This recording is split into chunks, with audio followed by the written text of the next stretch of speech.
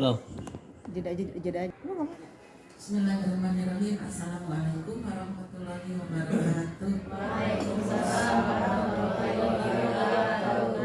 Alhamdulillah, terima kasih kepada ibu dan bapak guru yang sudah berkenan hadir dalam kegiatan kita hari ini, yaitu kita akan mengadakan refleksi ya, sebagaimana yang telah kita laksanakan dari mulai bulan Januari berkaitan dengan PMM. Dari mulai bulan Januari kita sudah merencanakan observasi dan pembelajaran yang akan dilaksanakan di kelas. Maka setelah beberapa rangkaian kegiatan tersebut, hari ini kita akan melakukan refleksi. Nah, refleksi itu apa gitu ya? Sebelumnya kita panjatkan puji syukur kepada Allah SWT karena berkat karunia-Nya kita berada di ruangan ini dengan keadaan sehat walafiat. Salawat serta salam semoga tercurah limpahkan kepada junjungan kita Nabi Muhammad SAW. Bapak Ibu guru, alhamdulillah ya, kita mulai aja kegiatan ini kita dengan mengetahui dulu apa itu refleksi. Mungkin dari Bapak Ibu ada yang tahu apa itu refleksi? Silahkan, ada yang mau berpendapat? Silahkan. Refleksi itu berkaca mungkin ya, kan refleks kayak pelajaran IPA itu kan, berarti berkaca mungkin, jadi kayak mengoreksi diri sendiri itu dengan mengaca, berkaca gitu. Baik, terima kasih ya Bu Roro. Ya seperti kita bercermin ya, apa yang terlihat di cermin mungkin itulah gambaran kita sesungguhnya ya. Mungkin ada pendapat lain dari Ibu guru yang lain atau ya silakan Bu. Refleksi mungkin kalau kayak bahasa Arabnya muhasabah gitu loh.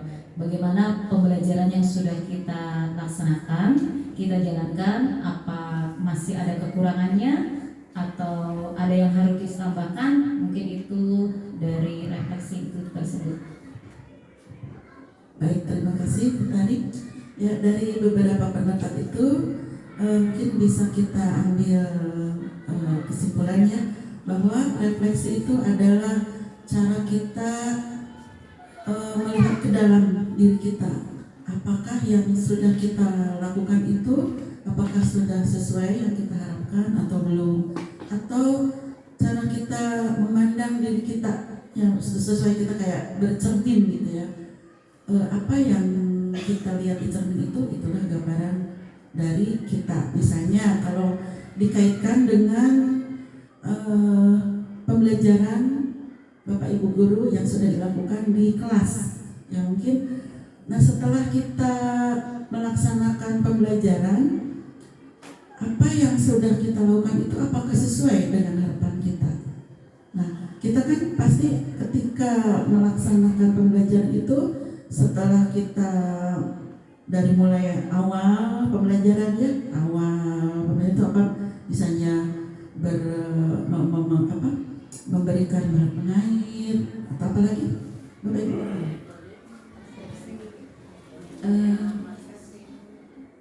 Apa?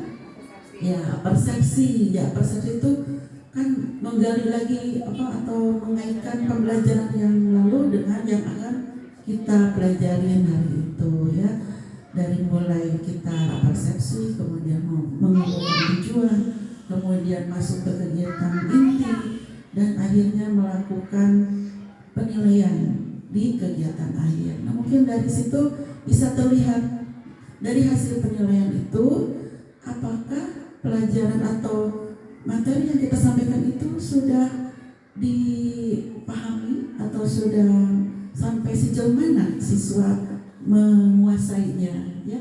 Nah, bisa kita lihat dari hasil penilaian itu, dari hasil penilaian yang sudah kita berikan kepada siswa. Nah, kita analisis di situ ya. dianalisis, misalnya dari hasil analisis itu sudah mencapai 75% yang sudah menguasai, berarti bisa dikatakan sesuai belajar tuntas ya, bisa dikatakan bahwa materi kita sudah berhasil dikuasai oleh siswa.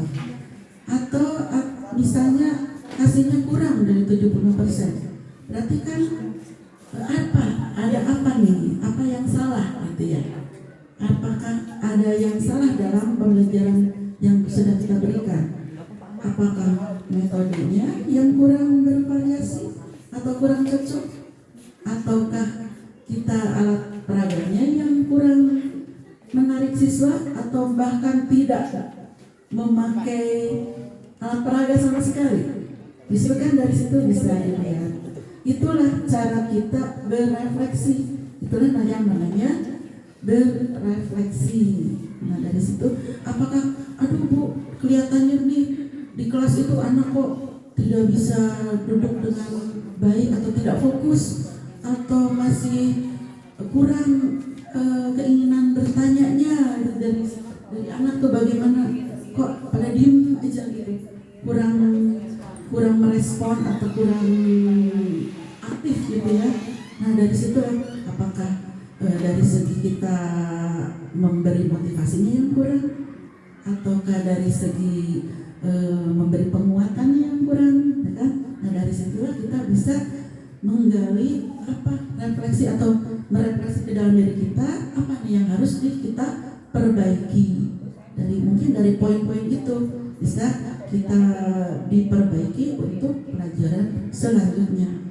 Bisa kalau di dalam persentasenya kurang dari 70%, berarti kan harus ada pengulangan. Nah, mungkin Bapak Ibu yang sudah pernah mengenyam pendidikan di PGSD sudah tahu ya, mungkin kayak seperti itu PTK itu, pendidikan tindakan kelas, atau ini siklus, maksudnya siklus 1, siklus 2, siklus 3. Kalau misalnya dalam siklus itu belum ada peningkatan, ya terus kita dicari lagi apa nih penyebabnya.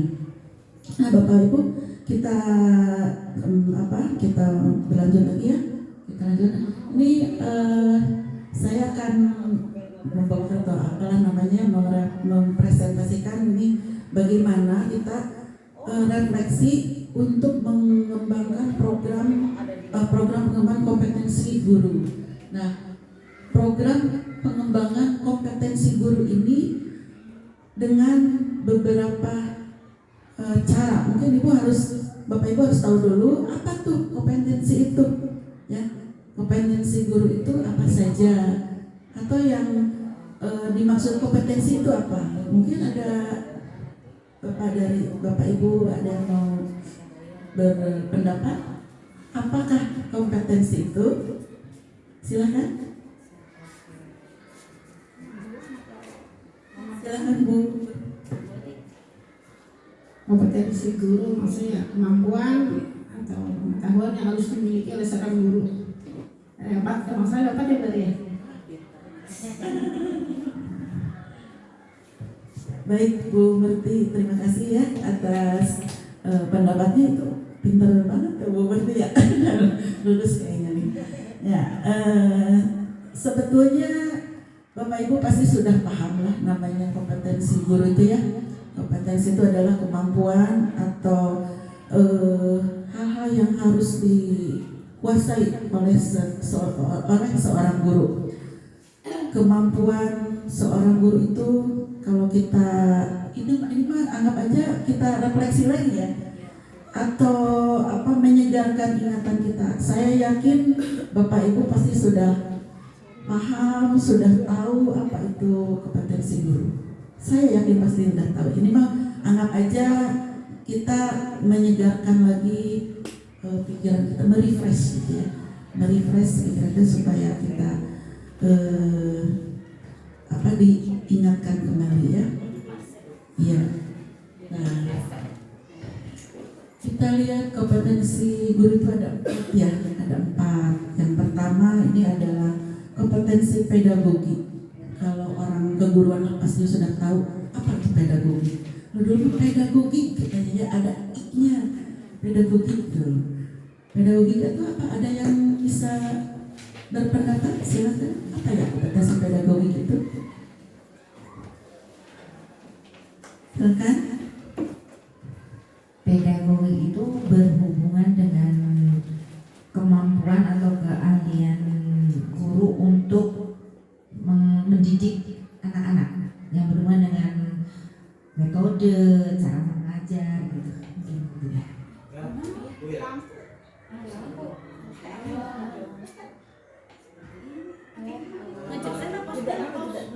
Ya, baiklah Bapak Ibu, ini adalah kompetensi pedagogik yang berkaitan dengan kompetensi pedagogik, diantaranya yang pertama mengenal karakteristik anak didik.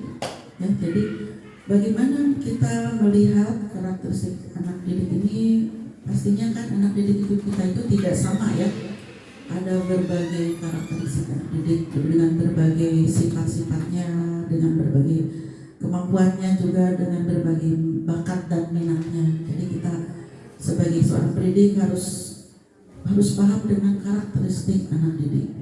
Yang kedua adalah menguasai teori belajar dan prinsip-prinsip pembelajaran yang mendidik.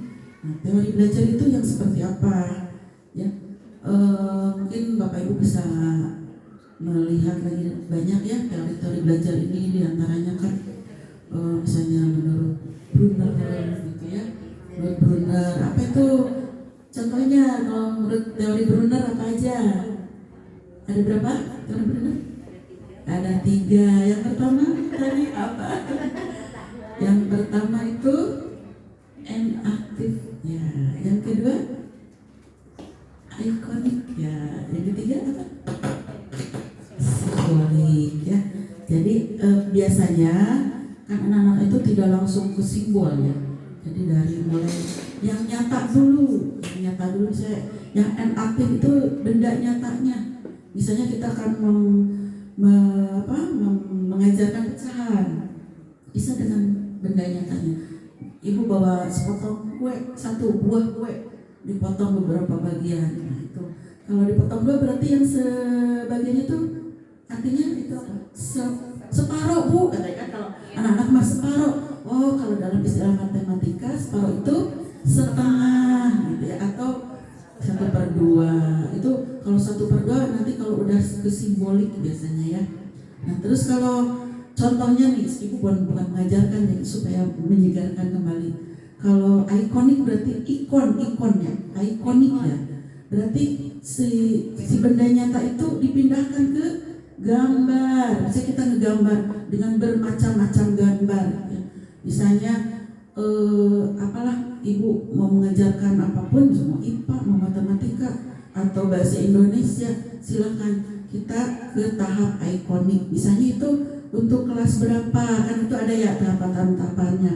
Kalau apa tadi enaktif itu biasanya buat kelas 1, kelas 2 itu harus benda nyatanya gitu dari lingkungan sekitar anak. Kalau misalnya sudah naik lagi tingkatannya kelas 3, kelas 4 itu sudah mulai ikonik. Nah, kalau sudah mulai kelas 5, kelas 6 itu sudah mulai bisa secara simbolik ya.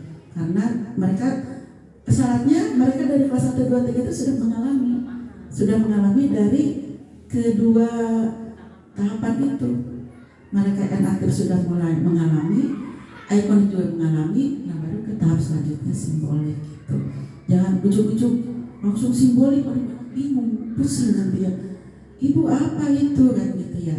Nah dari situ kita bisa memahami karakteristik anak. Kalau anak tidak bisa makan ya Bapak Ibu, tidak bisa makan. Oh kalau yang ini cepat itu daya tangkapnya, kalau ini agak-agak rada loading gitu ya. Nah itu nggak bisa, kita tidak bisa menyalahkan karena kemampuan anak kan berbeda. Nah dari situlah kita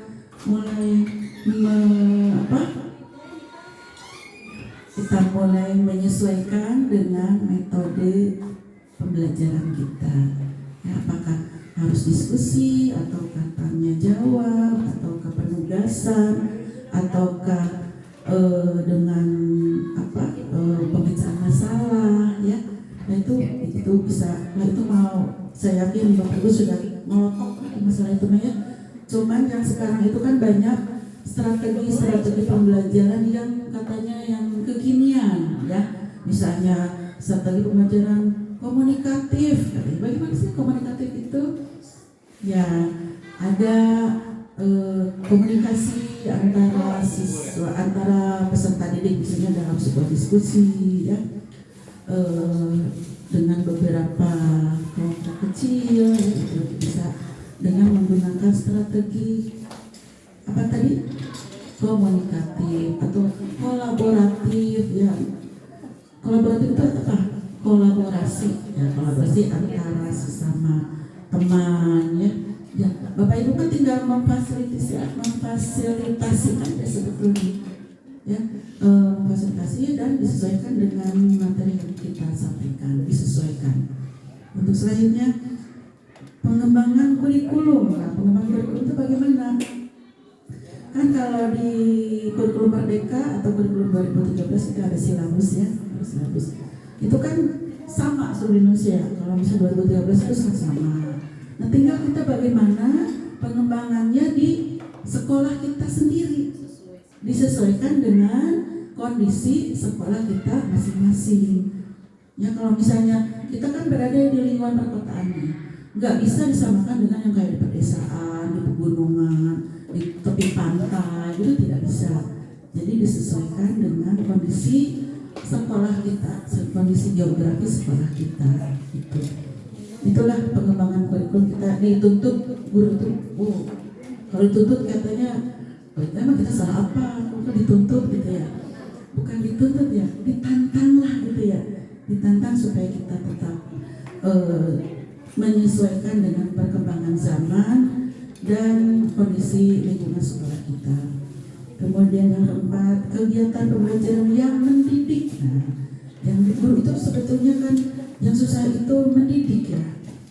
Kalau mengajar, siapapun bisa mengajar. Karena kita tinggal belajar sebentar, bisa malam kita belajar atau sejam sebelum masuk ke kelas kita belajar, pasti bisa mengajar ya. Yang susah itu kan mendidik.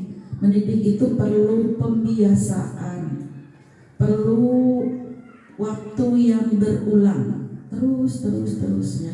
Mendidik itu adalah perlu dibiasakan, nanti akhirnya jadi kebiasaan, habit katanya ya. Kalau sudah habit kan kita sudah enak gitu ya. Kalau sudah sistemnya sudah berjalan. Misalnya di sekolah kita setiap Jumat ada sholat duha bersama. Nah itu otomatis anak itu sudah, kalau misalnya hari Kamis Jumat pasti udah besoknya bawa mukena, bawa sejadah, udah wudhu dari rumah kan gitu. Itu sudah, kalau sudah jadi habit kita nggak capek-capek lagi untuk mengingatkan. Paling ya guru pasti mengingatkan ya, tetapi tidak susah lagi gitu, nggak seperti di awal-awal kita membiasakan. Yang kelima, memahami dan mengembangkan potensi. Nah, potensi siapa? Potensi peserta didik. Nah, itu dengan cara kita menggali minat dan bakat dari peserta didik. Nah, di sekolah kita dengan cara apa? Kita ada beberapa ekskul ya. Pengetahuan saya, karena kita memang baru mulai kemarin ada COVID gitu ya, kita udah mulai diaktifin lagi ekskulnya. Itu juga alhamdulillah ya, ada beberapa ekskul yang sudah berjalan. Itu tujuannya adalah untuk menggali potensi siswa, bakat dan minatnya siswa. Apakah ini minatnya ke olahraga, apakah ke seni, apakah ke keagamaan, atau kalau pramuka memang harus wajib ya, karena sebetulnya dalam pramuka itu sudah lengkap. Disiplinnya ada, keterampilannya ada, kemudian yang kerjasama untuk kerohaniannya juga ada, lengkap sebetulnya. Makanya kalau misalnya pramuka itu hanya pilihan, sayang gitu. Kalau menurut saya mendingan ya seperti sekarang udah wajib, karena banyak sekali manfaatnya dari kegiatan pramuka tersebut ya. Kemudian yang 8, komunikasi dengan peserta didik. Ya, kita harus membangun komunikasi dengan peserta didik. Apalah di sela-sela kita mengajar itu kan pasti anak-anak lagi istirahat, kita sapa, ya, bekal apa dari rumah gitu kan? Atau kamu tadi sudah sarapan belum gitu kan? Ya kita sebisa-bisanya lah kita supaya anak didik kita tuh nggak merasa nyaman, bukan kita jadi guru itu jangan ditakutin. Kalau takut nanti anak-anak malah nggak mau deket sama kita ya. Jadi udah bu guru nih takut, bukan, jangan mau ditakutin. Tapi kita tuh berusaha membangun komunikasi supaya anak-anak itu justru mau belajar dengan kita, nyaman dengan kita. Kita merasa menjadi guru yang dibutuhkan oleh siswa. Kalau bu guru atau pak guru nggak datang, justru anak-anak sedih gitu ya. Aduh, bu guru nggak datang ya, kenapa gitu? Bukan malah bu guru nggak datang, bukan malah senang ya, asik bu guru nggak datang. Justru kan kasta tertinggi guru itu apa katanya? Bukan yang pintar, bukan yang hebat mengajarnya, bukan, tapi yang selalu dirindukan oleh murid-muridnya atau peserta didik. Itu kasta tertinggi seorang guru itu di situ. Nah, bagaimana caranya? Ya tidak bisa dengan kita berpangku tangan atau diam-diam aja kan. Bagaimana supaya kita menjadi guru yang dirindukan oleh siswa-siswanya. Nah, yang terakhir kompetensi pedagogik itu adalah melakukan penilaian dan evaluasi. Ini sangat penting ya. Bagaimana kita mengukur kemampuan siswa, bagaimana kita mengukur keberhasilan kita dalam mengajar kalau tidak ada evaluasi atau tidak ada penilaian, ya kan? Nah, ini penting sekali. Setiap kita melakukan atau melaksanakan pembelajaran, kita harus melaksanakan evaluasi. Bisa berbagai cara ya Bapak Ibu, tidak hanya harus tulis terus, enggak kan ya? Bisa dengan lisan, bisa dengan wawancara, ya kan? Bisa dengan klasikal. Senang tidak anak-anak belajar klasikal ya? Itu bisa juga dilakukan. Atau kalau bisa udah beberapa sub atau apa ya namanya sekarang, TP ya, tujuan pembelajaran, ATP, ya sekarang banyak istilah baru. Jadi kita juga memang harus mengupdate ya kemampuan kita.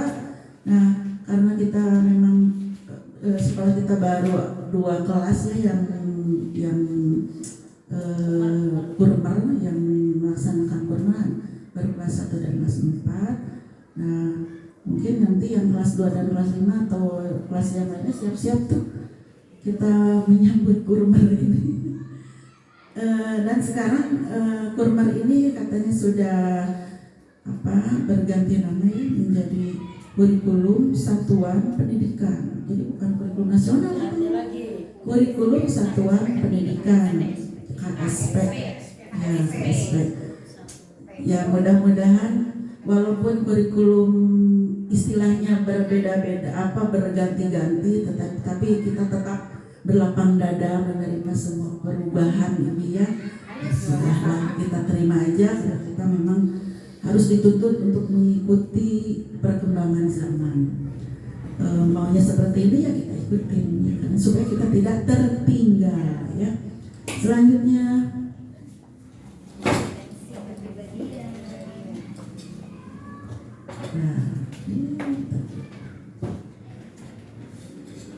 kompetensi kepribadiannya. Nah, apa ini kompetensi kepribadian? Silakan Bapak Ibu, kita berbagi aja di sini, sharing-sharing ya. Bu, saya nggak mengajari Bapak Ibu. Saya sekarang kan udah lama lulus dari gurunya udah lama. Boleh jawab. Boleh, silakan Bu Sinta. Mungkin yang saya tahu tentang kompetensi kepribadian adalah kemampuan personal dapat mencerminkan kepribadian seseorang yang dewasa, mungkin yang berakhlak mulia dan sebagainya. Sebagai seorang guru. Baik, terima kasih Bu Sinta. Ya, super sekali ya. Mungkin dari yang lain mau menambahkan, silakan. Bu Rumah, bareng-bareng guru. Terima kasih waktunya. Mungkin seorang guru harus memiliki kepribadian yang tentunya memiliki citra diri yang baik, gitu. Harus menjadi yang baik. Terima kasih guru atas pendapatnya, bagus banget ya pendapatnya ya. Dari kedua pendapat tersebut dari Bu Sipa dan guru, dua-duanya juga betul ya. Jadi sebagai seorang guru kita harus punya kepribadian yang mencerminkan kepribadian seorang guru. Guru itu dan digugu dan ditiru katanya ya, digugu dan ditiru oleh siapa? Oleh murid-muridnya, oleh peserta didik. Jadi kita berusaha menjadi guru yang berakhlak baik, berakhlak karimah, berakhlak mulia. Walaupun kita masih tertatih-tatih menjadi guru yang baik, juga tetap kita berusaha karena sebagai manusia memang tidak luput dari segala kekurangan. Tapi nilai di sini atau bagaimana kita menjadi manusia yang tetap berubah, ingin menjadi ke arah yang lebih baik. Nah dari sini bisa dilihat ya, kompetensi kepribadian itu yang pertama, bertindak sesuai dengan norma agama, hukum, sosial, dan kebudayaan nasional Indonesia. Ya, alhamdulillah sesuai agama kita ya. Saya yakin Bapak Ibu sudah melaksanakan syariat agamanya masing-masing. Kemudian secara hukum juga alhamdulillah kita tidak yang neko-neko ya. Mudah-mudahan tidak ada yang terjerumus dengan hal yang melanggar hukum atau melawan hukum ya. Dan hati-hati juga ya Bapak Ibu, perlakuan kita kepada anak murid kita, kepada peserta didik kita. Jangan sampai kita niatnya ingin menegakkan disiplin tapi malah kita jadi melanggar hukum. Misalnya kita ingin memberi hukuman kepada anak murid kita, anak didik kita, berilah hukuman yang mendidik ya. Jangan sampai hukuman tersebut apalagi sampai ke fisik ya, ke fisik ada bekasnya, terus lagi sampai berdampak kepada kesehatan anak tersebut ya. Hukuman yang mendidik itu mungkin Bapak Ibu sudah tahu lah, misalnya mengerjakan soal dikasih tugas tambahan atau diberi PR juga, banyaklah sepertinya hukuman yang mendidik itu. Yang penting kita masih dalam koridor yang dibolehkan ya, jangan sampai melanggar hukum. Kemudian norma sosial itu juga kita sudah tahu, norma sosial itu adalah norma-norma yang ada di masyarakat kita. Jangan sampai perilaku kita itu bertentangan dengan norma-norma sosial yang sudah menjadi konvensi atau ketetapan itu kan adabnya begitu gitu ya, adabnya begitu ya. Sampai kita secara sosial melanggar hukum atau norma sosial, adabnya kita itu berpakaian seperti ini atau berlaku sopan santun dengan sesama guru, dengan sesama ke wali murid juga, orang tua murid ya. Dan sampai kita ada hal-hal yang dilanggar secara norma sosial itu melenceng gitu ya. Kok bu guru itu mah nggak pernah nyapa ya, seperti gitu ya. Kan mungkin itu kayak ada keanehan ya seperti itu. Jadi jangan sampai perilaku kita bertentangan dengan norma sosial.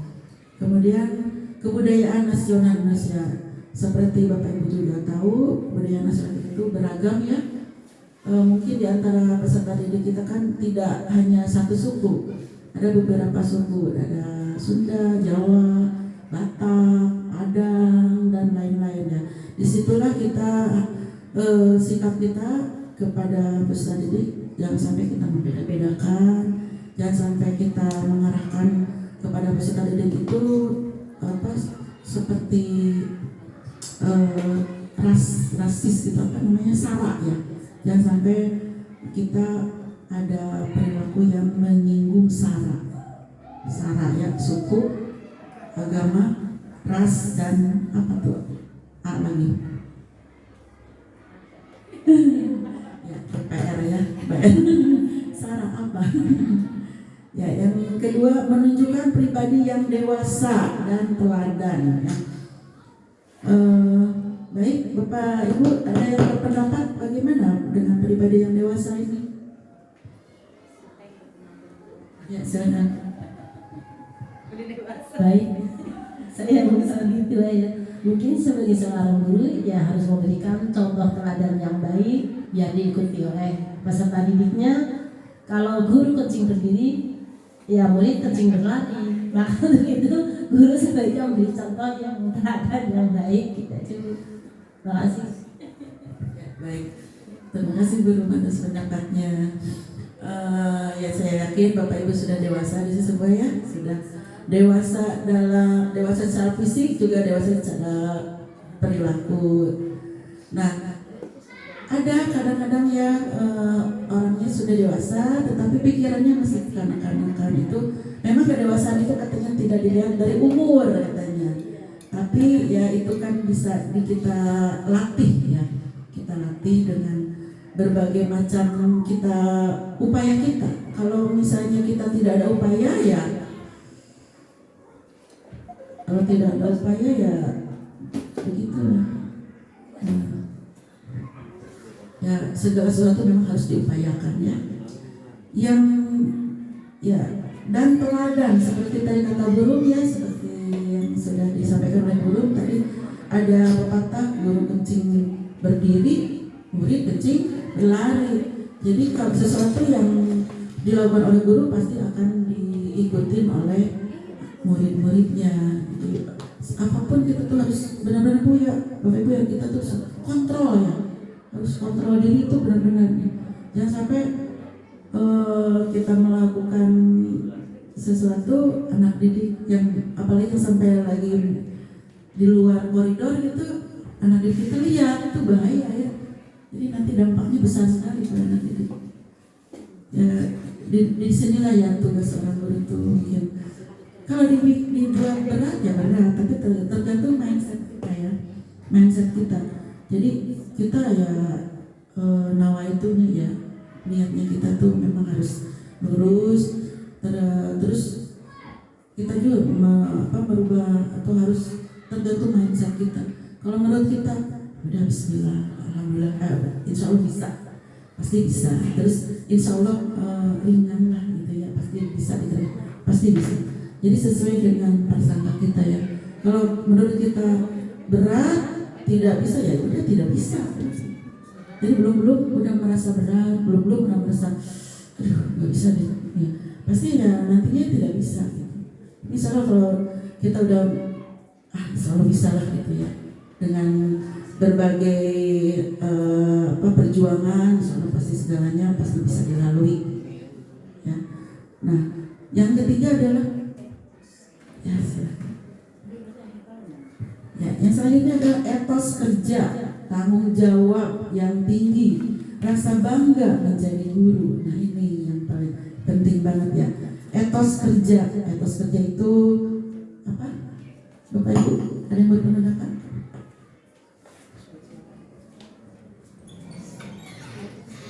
Silakan. Ya, etos kerja itu silakan Bu.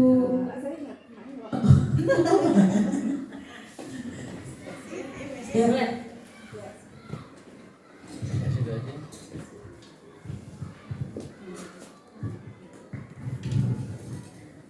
Yang saya tahu itu etos kerja itu cara kerja kita ya, terus kemudian etika kita dalam bekerja, rasa tanggung jawab kita, kemudian ringan tangan dalam bekerja, itu aja sih.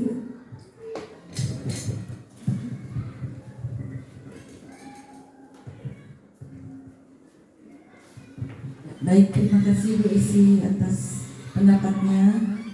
Betul sekali ya, etos kerja itu adalah bagaimana cara kita kerja. Jadi kita tuh kan perlu kerja yang cerdas gitu ya, kerja yang cerdas, kerja yang cepat. Kalau misalnya kita sudah diberi tugas, nah dilakukan dengan sebaik-baiknya. bagaimana kita melakukan tugas-tugas kita dengan sebaik-baiknya, dengan cerdas gitu. Jadi tidak asal kerja, tidak asal melakukan, tidak asal melaksanakan. Bagaimana kerja kita itu dilakukan dengan penuh tanggung jawab dan rasa bangga. Nah ini yang ketiga itu ada rasa bangga menjadi guru.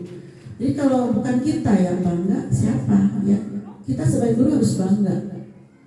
Nah kalau orang-orang yang bukan berprofesi guru mungkin tidak tahu ya, bagaimana cara kita bekerja, cara kita mendidik anak, cara kita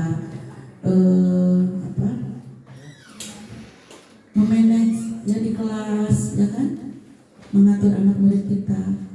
Nah, kalau kita tidak ada rasa bangga sebagai guru, nah bagaimana orang juga akan menghargai kita? Ya? Yang pertama kita harus bangga dulu jadi guru.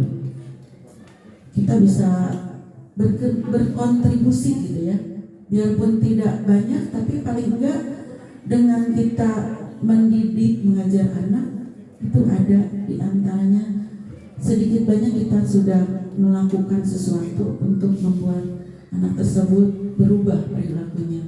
Dari tadinya tidak tahu menjadi tahu, dari tadinya perilakunya kurang baik menjadi baik. Itu jadi ada perubahan perilaku, ya kan?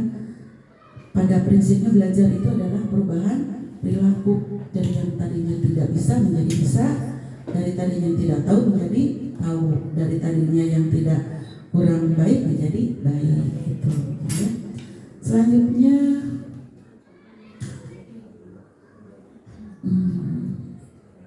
kompetensi selanjutnya adalah kompetensi sosial. Ini kompetensi sosial itu nomor 1, bersikap inklusif, bertindak objektif serta tidak diskriminatif. Bersikap inklusif itu bagaimana, Bapak Ibu? Inklusif. Nah, seperti tadi dengan beberapa latar belakang anak murid kita, peserta didik kita, dengan berbagai latar belakang daerah, suku, agama, ya. Nah ini bagaimana kita menyikapi yang inklusif ini, yang berbeda-beda ini. Jadi dalam hal ini kita sebagai guru tidak boleh membeda-bedakan, ya. Asal ini kan sama dengan saya sukunya Sunda, gue lebih disayang, itu enggak ya. Tetap semua peserta didik adalah sama di mata kita, ya, dengan perlakuan yang sama. Dan bertindak objektif, ya, bertindak sesuai dengan kemampuan anak didik kita. Jangan sampai, aduh ini anaknya baik nih, orang tuanya baik nih ke kita, tapi anaknya misalnya kemampuannya kurang nih, biarin orang tuanya baik kok gitu ya, bela-bela gitu ya, ini nilainya jadi gedein, gitu. Artinya tidak objektif, ya. Jadi yang objektif itu tetap sesuai dengan kemampuan anak, ya. Kemudian serta tidak diskriminatif, sama dengan tadi inklusif, ya, tidak membeda-bedakan sesuatu. Yang kedua, komunikasi dengan sesama guru, tenaga pendidikan, orang tua, peserta didik, dan masyarakat. Ini adalah kompetensi sosial yang paling penting, ya. Kita dengan sesama guru harus membangun komunikasi yang baik, ya. Kalaupun misalnya kita akan mengemukakan memberi pendapat atau turun saran atau silakan, boleh banget itu, ya, harus justru, ya. Tapi dengan cara bagaimana? Dengan cara yang santun. Tetap kita dengan cara-cara yang santun, tetap memperhatikan adab. Jadi kita harus tetap adab di atas ilmu, ya, adab di atas ilmu. Untuk apa kita berilmu tinggi kalau tidak punya adab? Tetap membangun komunikasi dengan guru, dengan tenaga pendidikan. Siapa tenaga pendidikan itu? TU, OPS, penjaga sekolah, gitu ya, tenaga pendidikan.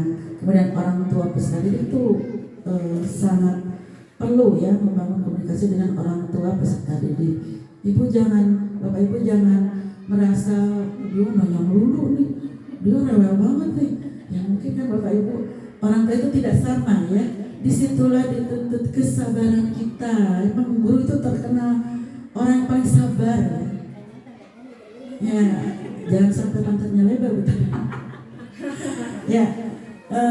Guru itu memang harus ekstra sabar ya dengan berbagai macam latar belakang peserta didik, dengan latar belakang orang tua peserta didik, dengan berbagai keinginan orang tua peserta didik. Memang kita tuh memang harus ekstra sabar. Dan kemudian dengan membangun komunikasi dengan masyarakat sekitar, ini juga tidak kalah penting ya. Karena kita keluar dari gerbang sekolah itu kita akan bertemu dengan masyarakat sekitar. Tetap ya kita bertemu itu senyum, paling senyum salam gitu. Oh ya bu, atau ibu guru iya. Gimana caranya? Saya percaya bapak ibu pasti udah paham seperti itu ya. Kemudian kita supaya ini ya. Kita lanjutkan. Yang keempat ada kompetensi profesional. Nah, kompetensi profesional itu adalah apa? Profesi profesional. Iya, baik, silakan Bu Guru. Menguasai karakteristik bahan ajar yang luas dalam bidang studi yang diajarkan. Silakan Bu Hena. Kemampuan guru kemampuan guru, pengetahuan dan keterampilannya gitu Bu, jadi menguasai.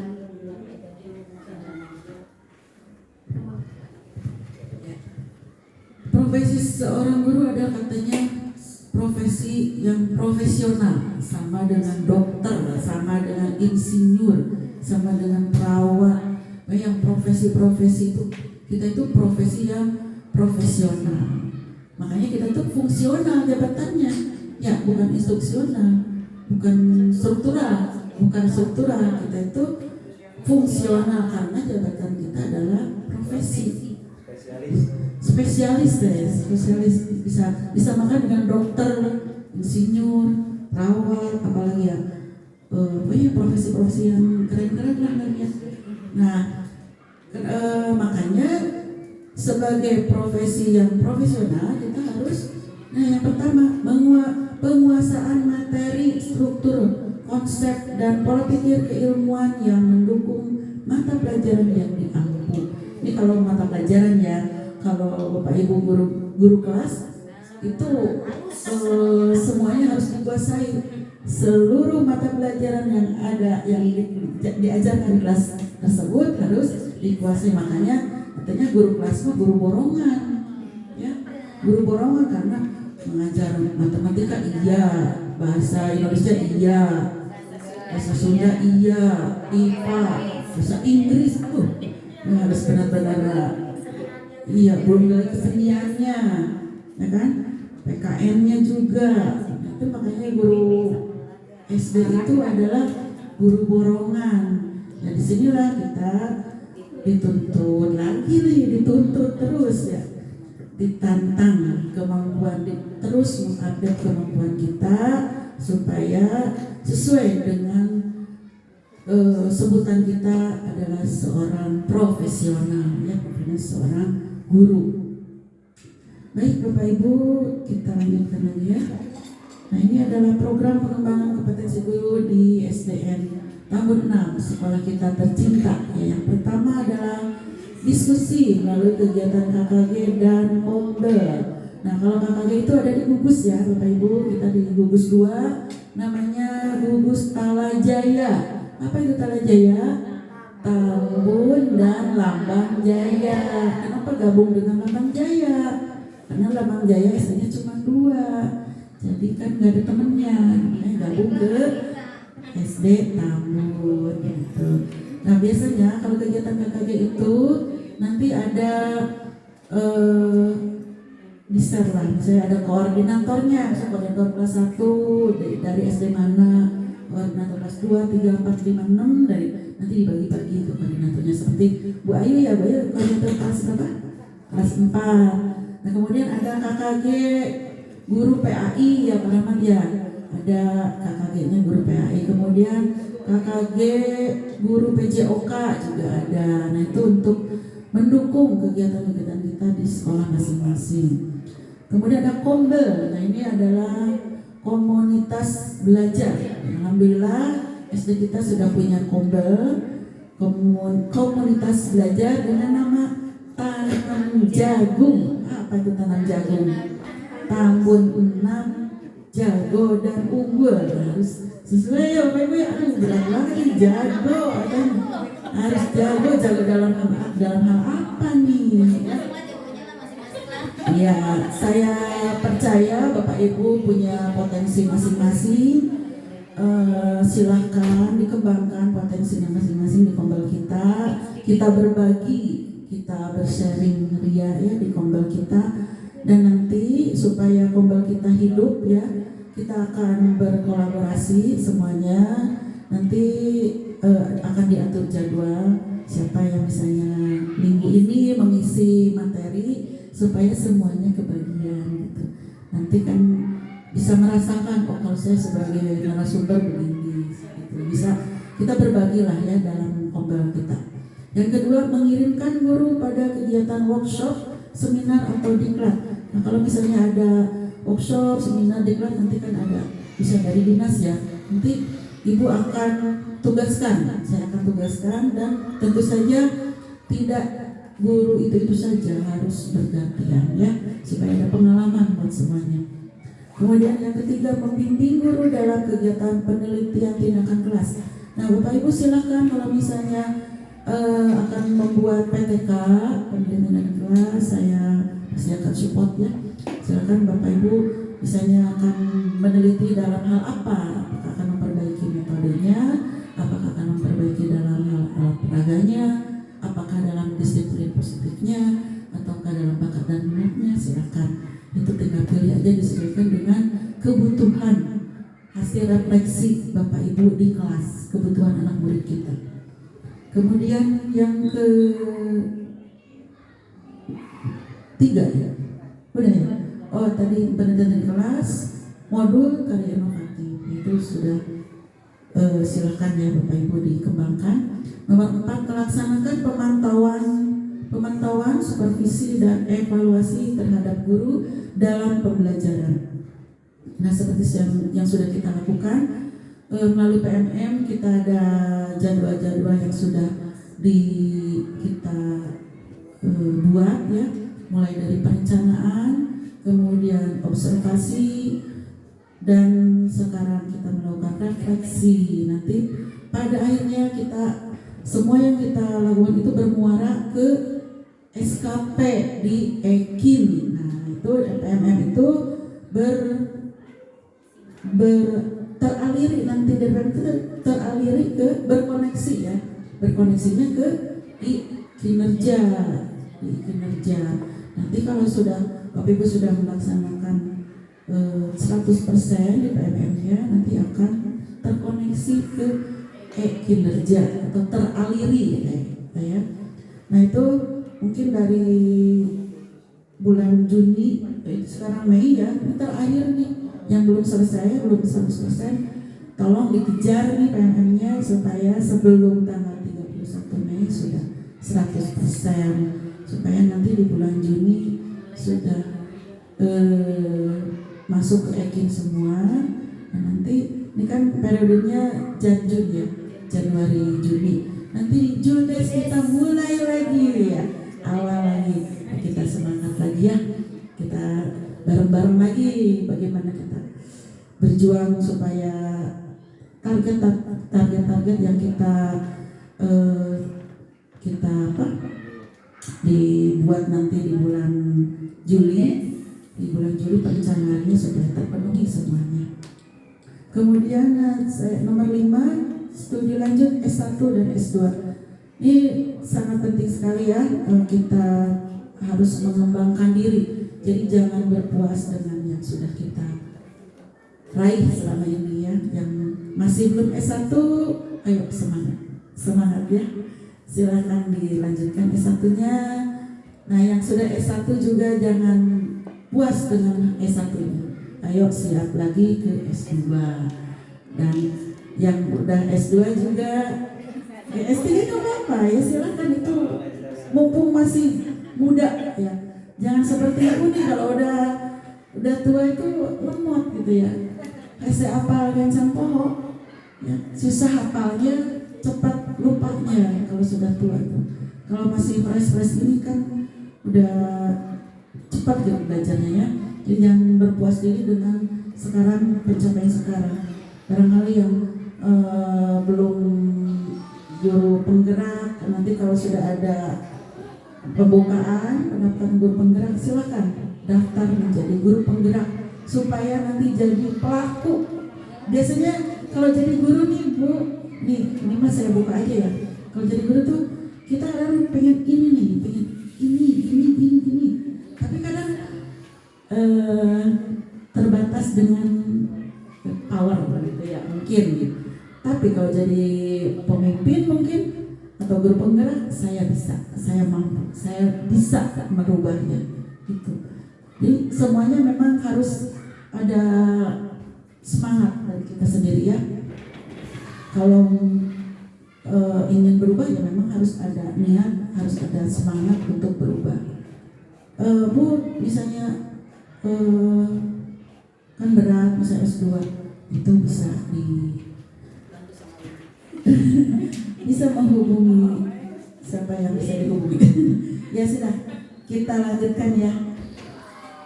Itu yang tadi adalah program-program kita di SDN Tahun 6. Nah, ini adalah pelaksanaan penilaian kinerja guru yang sudah kita laksanakan.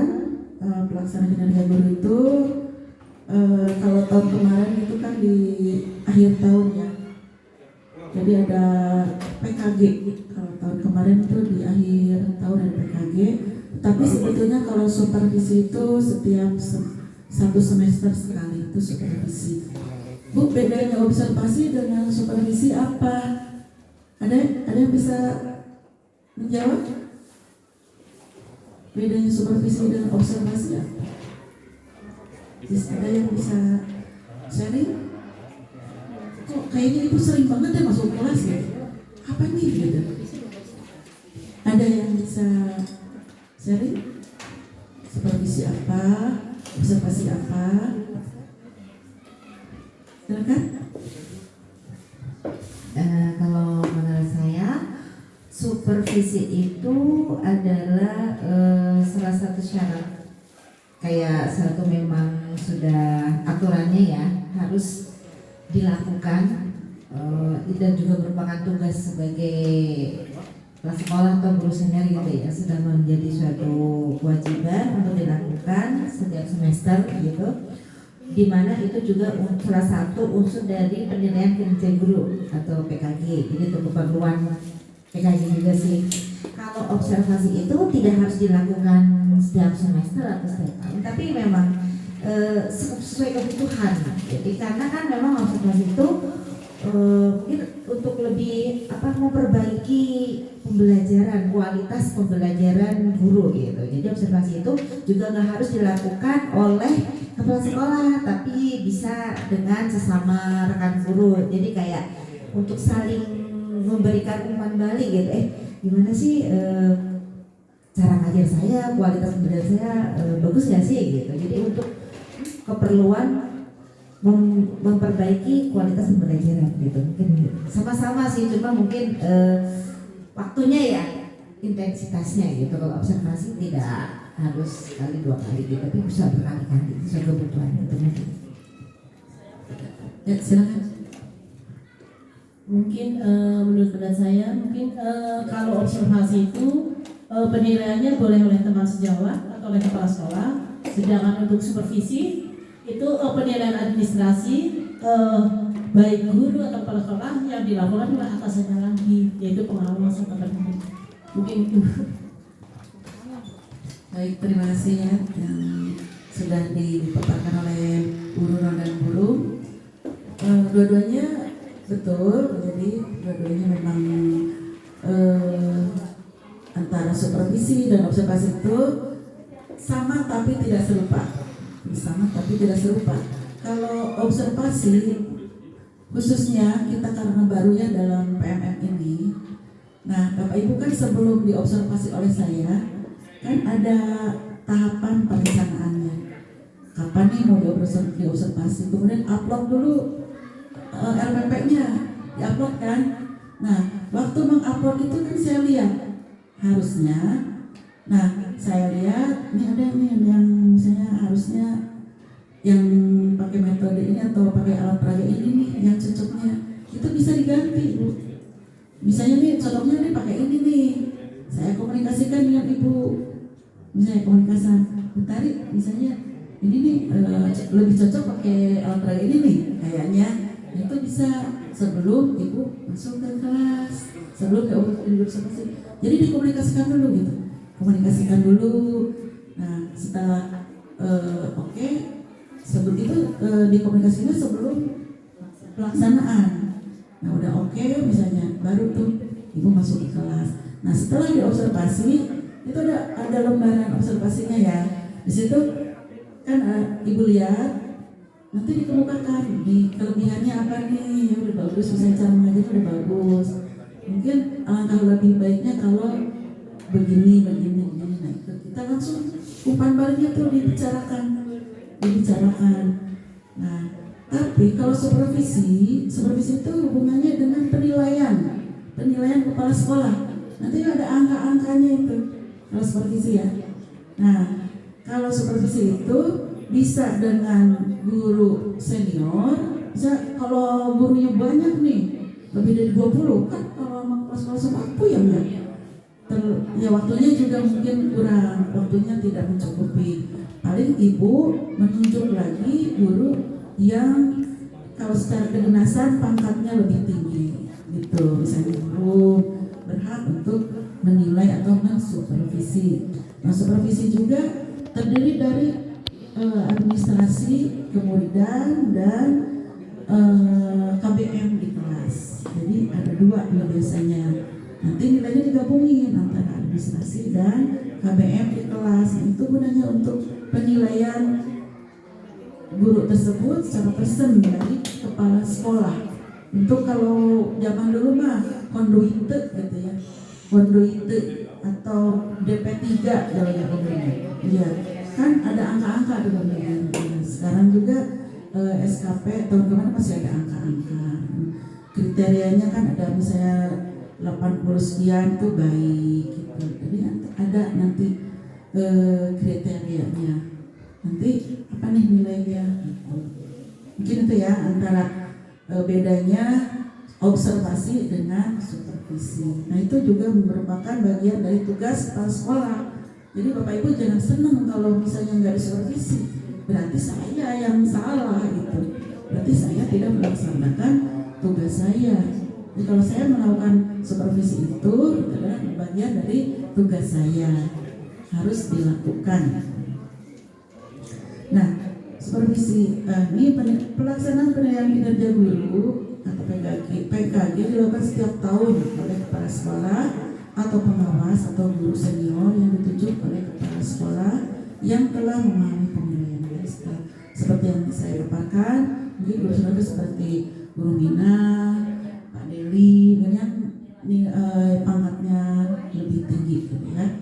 Kemudian penilaian terhadap kompetensi guru dilakukan dengan instrumen tertentu. Jadi nggak asal nilai ya Bu ya, nggak asal nilai, ada instrumennya, ada rambu-rambunya. Dan baik itu pembelajaran, pembimbingan atau tugas tambahan lain yang relevan dengan fungsi sekolah atau madrasah, khususnya di kita itu sekolah dasar ya. Nah dari semua paparan itu, Bapak Ibu, saya sebagai pimpinan di sini ingin bertanya ya kepada Bapak Ibu semua, adakah kesulitan yang dihadapi selama periode dari mulai perencanaan, observasi, sampai tindak lanjut, sampai penilaian. Adakah kesulitan yang dihadapi atau kendala-kendalanya seperti apa? Saya ingin mendengarnya. Silakan Bapak Ibu, kemukakan saja. Silakan. Baik, terima kasih untuk waktunya diberikan oleh Ibu Kepala Sekolah. Jadi selama dalam proses pembelajaran kemarin yang sudah saya lakukan, itu sebenarnya untuk media saya sudah berusaha menggunakan aset yang ada di sekolah gitu, dan yang juga anak-anak kan itu sukanya yang digital gitu. Jadi saya menggunakan aset yang ada, meskipun ya itu kendalanya karena masih terbatas jumlahnya. Jadi terkadang ketika saya sudah merencanakan mau menggunakan aset tersebut, ternyata sedang dipakai oleh guru lain. Jadi kita harus menggunakannya itu secara bergantian dengan guru-guru lain gitu. Kemudian juga yang kedua di tantangan saya dalam kegiatan pembelajaran yang saya lakukan itu adalah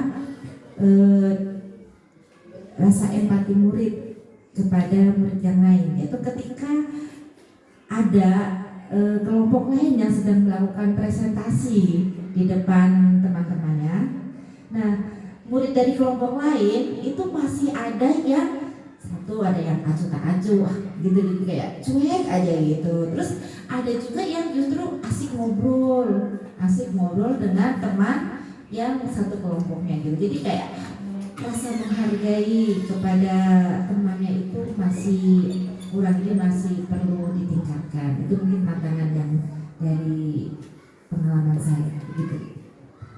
Baik, terima kasih Bu Roro atas tanggapannya. Mungkin dari yang mau menanggapi kesulitan atau tantangan dari Bu Roro, ada yang mau menanggapi? Silakan. Bagaimana nih solusinya gitu, supaya aset kita yang sedikit ini kita tapi bisa kita maksimalkan, biarpun kita cuma punya atunya atau misalnya 2 ini ya, tapi kita semua dulu bisa memakai atau secara bagaimana gitu. Bagaimana? Ya, silakan. Ya, bismillahirrahmanirrahim. Mungkin saya sih memang belum berkemampuan untuk menggunakan itu ya, menggunakan fasilitas yang ada di sekolah, karena memang dari sayanya masih belum bisa. Untuk yang udah bisa, mungkin supaya tidak terjadi misalnya seperti guru mau pakai tapi ternyata dipakai sama guru yang lain, berarti mungkin bisa komunikasi sebelum penggunaannya. Jadi bisa diatur jadwalnya gitu, misalnya ibu mau pakai di hari Selasa, Bu Esi mau di hari Senin, nah berarti kan itu gak ketemu. Nah mungkin bisa diatur seperti itu sih, komunikasi, lebih ke komunikasi biar enak semuanya gitu. Tapi saya pribadi memang belum bisa menggunakannya. Ya, baik. Terima kasih Bu Tari atas masukannya ya. Memang seperti yang sudah kita bahas ya, yang sudah tadi perlunya komunikasi ya. Mungkin kita supaya tidak bentrok ya dalam memakai atau menggunakan alat peraga lah gitu ya, alat peraga di sekolah kita, baik itu mau memakai Infocus, mau memakai kit IPA atau kit matematika. Jadi kita ada komunikasi atau pengaturan jadwal ya. Kita bisa membuat jadwal pemakaian. Misalnya hari Senin sampai Sabtu. Senin ada yang mau pakai Bu Anu misalnya, di Bu Ruro misalnya Selasa Bu Anu. Jadi yang lain, oh iya nih saya harus memakai misalnya fokusnya itu di hari ini yang kosong. Jadi disitulah perlunya kita komunikasi dengan teman sejawat ya. Jadi begitu kita mau pakai ya itu memang hak kita atau jadwal kita memakai begitu. Ini ya beberapa. Nah untuk ada kendala misalnya ada beberapa peserta didik yang masih cuek atau masih kurang fokus, berarti itu kurang fokus ya. Nah di sini mungkin ya kita sebagai guru harus bagaimana kita bisa mengkondisikan siswa supaya dikondisikan lagi supaya siswanya lebih fokus lagi lebih mau disiplin dengan dengan teman-temannya yang sedang berpresentasi itu ya, lebih berempati. Nah, bagaimana ini kita caranya sebagai guru ya, dengan mungkin kita bisa bekal permen ya dari rumah gitu ya, reward gitu ya, reward bekal permen atau apalah gitu yang kue-kue kecil. Biasanya anak tuh doyan, seneng ya, atau pensil ya. Nah, yang bisa menjadi duduknya rapi atau kelompoknya paling aktif, nggak bisa menanggapi kelompoknya, ibu kasih penghapus 5 gitu kan bisa ya. Ibu kasih buku gambar kan bisa ya. Nah, mungkin dengan berbagai reward atau berbagai supaya menarik minat anak. Mungkin itu saja ya Bu. Mungkin yang lain bagaimana? Ada kendala-kendalanya, kesulitan-kesulitannya supaya buat saya juga sebagai umpan balik gitu, sebagai feedback juga buat saya. Iya, supaya kita sama-sama meningkatkan kompetensi kita. Selama kita 6 bulan ini, apa saja kendala-kendalanya, kesulitan-kesulitannya, terutama yang berhubungan dengan cara metode mengajar Bapak Ibu yang digunakan, dengan alat-alat peraga media yang Ibu perlukan atau Bapak Ibu gunakan, kemudian cara menerapkan disiplin positifnya kepada anak-anak, bagaimana terus menggali minat bakatnya anak-anak. Mungkin dari 4 poin itu aja kita bisa adaptasinya. Nah, mana nih yang kira-kira menjadi kesulitan Bapak Ibu dan menjadi tantangannya di mana? Apakah sudah merasa kayaknya Bu cukup deh, jadi kayak sampai saat ini tidak terlalu banyak kesulitan yang berarti. Kesulitan mungkin ada ya, kesulitan atau hambatan pasti ada, tetapi sejauh ini masih bisa ditanggulangin gitu. Apakah demikian Bapak Ibu? Jangan iya ya, dan dalam narasi gitu. Ya, silakan terbuka aja. Ya, silakan. Kalau saya sih yang kesulitannya mungkin karena kurikulum baru ya, terus tentang bukunya, buku hanya ada 10, sedangkan anak 25. Mau dikasih pinjam, dibawa pulang nggak cukup. Palingnya 1 kursi, kadang 1 buku tentang bukunya. Mungkin ntar diperbanyak lagi supaya kalau mau dipinjamkan nggak bisa dibawa pulang satu persatu gitu. Itu saja yang saya maksud. Ya, baik, terima kasih Bu Rumina atas tanggapannya. Memang karena kita masih baru ya dalam melaksanakan kurikulum Merdeka ini, saya akuin dalam hal pengadaan buku ini masih terbatas, karena memang tahun kemarin itu kita belum daftar IKM sebetulnya, jadinya bukunya juga nggak terlalu dalam pengadaannya itu tidak terlalu banyak, karena memang kita juga belum daftar IKM. Nah, daftar IKM itu kan dalam perjalanan mau pergantian tahun ajaran barulah kita daftar IKM tuh, sedangkan di Arkas sudah ketok palu ya padahal ya sudah jadi. Nah, itu kita nggak bisa menganggarkan lagi buku. Insya Allah tahun ini ada beberapa buku yang sudah kita anggarkan, mudah-mudahan nanti bisa untuk melengkapi ya guru ya dari buku tersebut. Mungkin nanti semester ini tahun ajaran baru mungkin insya Allah nanti ada beberapa buku yang sudah kita tambahkan gitu ya. Dari yang lain bagaimana? Apa sudah cukup? Ya silakan Bu. Boleh?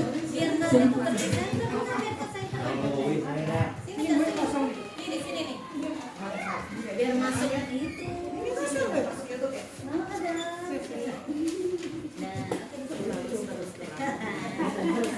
Assalamualaikum warahmatullahi wabarakatuh. Saya ingin mungkin ada sedikit share dan juga ingin minta pendapat dari Bapak dan Ibu. Kebetulan kita lagi pada kumpul semua. Jadi Kan selama ini kan saya mengajar di bidang studi agama Islam, gitu ya. Sedangkan di tiap-tiap kelas, ada di beberapa kelas itu ada beberapa siswa yang non Islam. Nah, saya tuh selama ini kadang-kadang di saat pelajaran saya ada, maksudnya agak bingung gitu Bu. Ini anak enaknya di dalam kelas atau di luar. Seandainya di dalam, mereka enaknya diapain gitu. Ya maksudnya dikasih materi apa gitu, tugas apa gitu ya. Nah kalau untuk selama ini sih ya saya kelas 1, 2, 6, kelas 1, 2 itu saya lebih ke menulis Bu. Jadi saya ngasih materi agama Islam ke siswa yang beragama Islam, sedangkan yang non Islamnya itu misalnya untuk yang kelas 1 ya supaya nulisnya lebih agak rapi. Jadi misalnya saya tulis kalimat, nanti mereka nulis 10 kalimat. Mungkin untuk ini pelancaran menulisnya. Tapi untuk kelas 6 ya, itu saya agak-agak maksudnya bingung. Kira-kira mungkin ada masukan atau usulan atau ide dari Bapak dan Ibu mumpung pada kumpul semua. Jadi untuk berikutnya mungkin bisa saya terapkan gitu ya. Untuk di kelas tinggi atau kelas yang mana juga nggak apa-apa. Supaya saya mungkin lebih baik lagi untuk memberikan sesuatu kepada anak-anak didik saya gitu. Cukup sekian kira-kira. Saya tunggu saran dan ide dari Bapak Ibu. Ya, Bu. Baik, terima kasih Bu Lili atas sharingnya ya, atas ingin ada tanggapan ya dari teman-teman. Silakan barangkali Pak Deli. Ya sini Pak Del. Sini aja. Di sini aja. Biar kita ngobrol.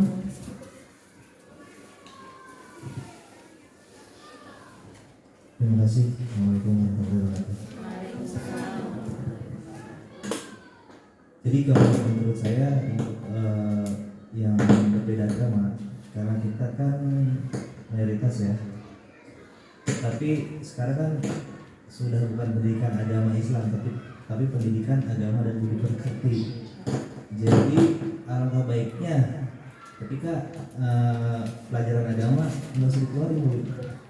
Jadi saya di dalam, karena kan nanti kita bilang sama anaknya kamu nggak usah terlalu keluar, terus semua agama mengajarkan kebaikan, kamu ambil yang baiknya. Dan di situ juga kita menitik beratkan ke budi pekerti. Nah, kan dengan harapan si anak ini berbudi pekerti yang baik. Seperti itu. Karena untuk kayak mendatangkan guru agama lain ke sini itu PR. Dan kalaupun ada penilaian, kita tidak usah melakukan. Tapi si anak diminta untuk ke gerejanya, misalnya yang Kristen, dia minta nilai. Kayak saya dulu pengalaman ngajar orang Buddha, suruh ke kelenteng, minta nilai sendiri, karena kita puyeng Bu, nggak bisa. Walaupun kita yang meriksa nih, kita nggak bikin soal, kita meriksa puyeng, muntah, saya muntah bener, nggak bisa kita. Oke, barangkali itu aja dulu. Terima kasih. Terima kasih pada atas tanggapannya. Yang mungkin demikian yang itu salah satu solusi ya. Mungkin kalau dari Ibu nih, Ibu pribadi, karena memang karena kita sekolah dasar umum ya, bukan sekolah agama, tidak menutup kemungkinan ada beberapa peserta didik yang nonis ya, yang berbeda agamanya dengan yang mayoritas. Nah kalau mungkin saran Ibu, ketika pelajaran agama, misalnya besok ada pelajaran agama, nah anak yang nonis ini disuruh membawa buku yang sesuai dengan agamanya, misalnya buku misalnya cerita tentang yang berkaitan dengan agama Kristen misalnya, cerita tentang apalah gitu ya, Yesus apalah gitu ya. Nah nanti setelah dia suruh baca ketika yang lain belajar agama Islam, yang non ini disuruh baca misalnya cerita atau apalah gitu ya, cerita-cerita tentang yang berkaitan dengan agamanya. Nanti dia suruh membuat kayak resume lah gitu, kayak menceritakan kembali dengan bahasa sendiri. Kasihlah beberapa paragraf, misalnya kalau kelas tinggi mah bisa 5 paragraf kan bisa, kalau kelas rendah 2 paragraf juga bisa. Atau kalau kelas 1, kelas 2 suruh gambar aja, bisa bawa buku gambar bercerita itu kan ya, yang sesuai dengan agamanya dia. Suruh gambar apalah, misalnya gambar secara sederhana, dia kan bisa kalau melihat niru mah mungkin ya bisa, tergantung dia mau digambar atau mau disalin gitu nih ceritanya, atau mau diceritakan kembali, kamu maunya apa. Kan yang penting kita tidak membiarkan anak itu tidak belajar, tetap kita perhatikan tapi sesuai dengan agamanya. Mungkin itu saran dari saya. Mungkin dari yang lain? Ya, silakan. Baik, terima kasih. Sebelumnya mungkin saya hanya sedikit menambahkan, berarti kan ini sebenarnya berhubungan dengan kompetensi agama tadi ya, kompetensi profesional, keprofesian ya. Jadi kan kebetulan pendidikan agama kan, cuma karena kebetulan Bu Wiwi punya PAI gitu kan, fokusnya ke agama Islam. Mungkin tidak hanya Bu Wiwi kan yang mengalami hal ini, pasti guru-guru agama Islam di zamannya mengalami juga tidak, menurut Bu Wiwi? Iya kan? Nah, pertama ada MGMP PAI kan? Ada, oke. Kalau ada MGMP PAI atau KMG PAI, nah sharing di situ. Karena pasti akan lebih senasib sepenanggungan ibarat kata sama kan. Mungkin dari kita ngasih sarannya ya sesuai ininya kita kan, karena ini kan berhubungan dengan kompetensi keprofesian, pertama mata pelajaran agama Islam. Kalau di guru kelas mungkin agama Islam kurang inilah kita ya, tapi kalau sesama guru agama pasti akan sama gitu di situ. Mungkin akan lebih inilah saling sharing gitu sesama guru PAI. Tapi dari kami juga mungkin sementara sambil mencari jawaban bisa lah gitu. Mungkin itu ya buat Buli ya. Terima kasih. Terima kasih Bu. Ya mungkin itu tambahannya ya, dari melalui KKG PAI ya, mungkin kita sharing juga Bu, karena kan mungkin apa yang dihadapi Bu itu pasti yang lain juga, khususnya guru PAI pasti mengalami, karena terutama yang rata-rata guru sekolah dasar negeri itu mayoritasnya Islam, yang nonisnya paling 1-2 orang saja tiap kelasnya gitu ya. Tapi kan anaknya tidak masa kita biarkan, kan tidak bisa kita biarkan, pasti harus kita ajar kan. Nah bagaimana caranya ya, mungkin dari saran Pak Deli tadi, dari segi budi pekertinya, atau saran dari saya melalui buku-buku, dia suruh bawa buku yang berkaitan dengan agamanya. Terus saran dari Bu Lulu melalui KKG PAI, kita saling-saling di grup itu. Itu saja ya Bu. Ya, baik. Nah Ibu-Ibu, alhamdulillah Bapak Ibu guru, kita sudah di akhir refleksi kita. Mudah-mudahan apa yang sudah kita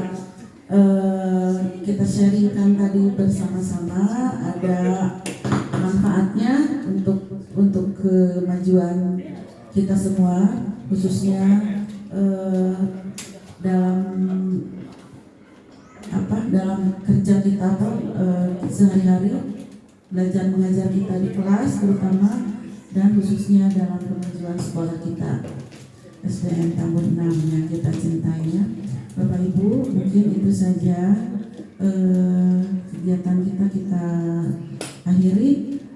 Terima kasih atas atensinya, atas perhatiannya, atas segala tanggapannya. Mudah-mudahan kegiatan ini membawa keberkahan buat semuanya, membawa manfaat.